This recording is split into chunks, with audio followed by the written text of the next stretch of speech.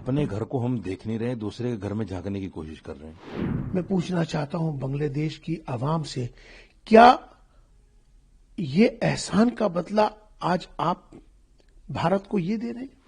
तो ये उस मुल्क के लिए भी लॉ एंड ऑर्डर की बड़ी खतरनाक सिचुएशन है और हमारे मुल्क के लिए भी चिंता की बात है। वहाँ के लोगों को मुत्तहिद रह के अपनी बात को मजबूती के साथ सरकार के सामने रखना चाहिए और उन लोगों का मुकाबला भी करना चाहिए। मेरी समझ में एक चीज नहीं आती, अपने घर को हम देख नहीं रहे, दूसरे के घर में झांकने की कोशिश कर रहे हैं। बांग्लादेश में किसके साथ क्या हो रहा है भाई, मुझे उससे क्या लेने देना। मेरे घर में अभी 6 दिन पहले बिहार में ताहिर हुसैन की मॉब लिंचिंग हुई, उस पर विश्व हिंदू परिषद ने कोई धरना प्रदर्शन किया? नहीं किया। कोई आवाज किसी ने उठाई? नहीं उठाई। किसी नेता ने कुछ उसके लिए बोला? नहीं बोला। इसलिए कि वो मुसलमान है। और आप प्रदर्शन कर रहे हो इसलिए कि वो हिंदू था मरने वाला। मैं उसकी निंदा करता हूं, मैंने पहले भी बयान दिया, मैं आज भी कहता हूं कि उसको मारने वाले मुसलमान नहीं हो सकते।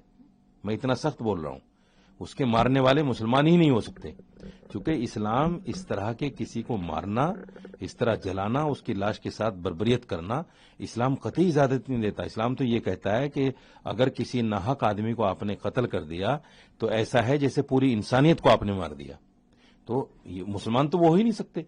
जिस तरह से अभी इंसानियत का कत्ल हुआ, अभी जिस तरह से उस बच्चे को उसकी हत्या की गई और उस हत्या करने के बाद उसको नंगा करके पेड़ से लटकाया गया और जिस तरह से उस लाश की नुमाइश की गई, बहुत दुख की बात है।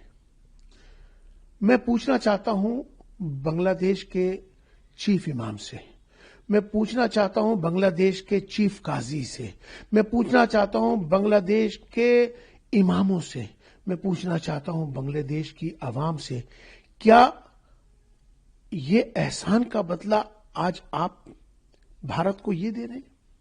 भारत ने हमेशा से बांग्लादेश का सहयोग किया, चाहे वो आर्थिक स्थिति हो, चाहे वो व्यापार का मामला हो, चाहे उनका इंफ्रास्ट्रक्चर का हो।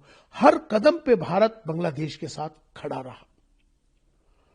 ये एहसान फरामोशी है। मैं उन इमामों से, चीफ इमाम से पूछना चाहता हूं, क्या इस्लाम का तरीका यही है? इस्लाम बचाने का नाम है, इस्लाम मारने का नाम नहीं है। पिछली मर्तबा भी आपने देखा कि मंदिरों को जला दिया गया, हिंदुओं की निर्मम हत्याएं कर दी गई, औरतों के साथ रेप किए गए। क्या ये इस्लाम इसकी इजाजत देता है?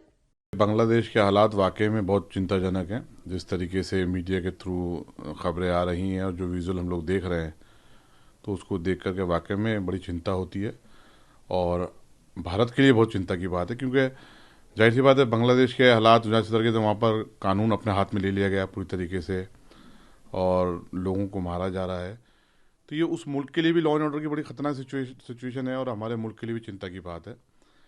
बांग्लादेश की आवाम को मैं एक ही बात कहना चाहूँगा, वहाँ की हुकूमत को, कि आपको पाकिस्तान अपनी नापाक सोच को कामयाब करने के लिए हथियार के शक्ल में इस्तेमाल कर रहा है। आप उसके बहकावे में ना आए।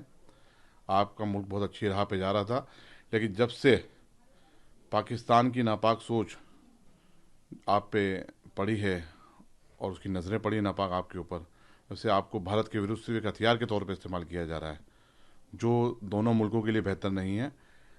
बांग्लादेश एक इस्लामिक मुल्क भी है वहाँ पर, तो वहाँ पर किसी भी एक बेगुनाह का कत्ल, पूरी इंसानियत का कत्ल इस्लाम का एक पूरा प्रिंसिपल, फंडामेंटल प्रिंसिपल है। तो आप लोगों को ये भी सोचना चाहिए कि किसी के हुकूक पामाल ना हो और किसी तरीके से भी हिंसा ना हो, क्योंकि हिंसा तो किसी भी मुल्क के लिए बेहतर नहीं है। लेकिन भारत के लिए बहुत चिंता की बात है, हमें बहुत सतर्क रहना चाहिए कि पाकिस्तान जो आतंकवाद का जो एक खेल खेलता है, वो इस बार उसने बांग्लादेश के थ्रू खेलने की कोशिश करी है और वहाँ पर जिस तरीके से एक्सट्रीमिस्ट थॉट के लोग काबिज हो रहे हैं और आगे बढ़ रहे हैं, ये बहुत चिंता की बात है।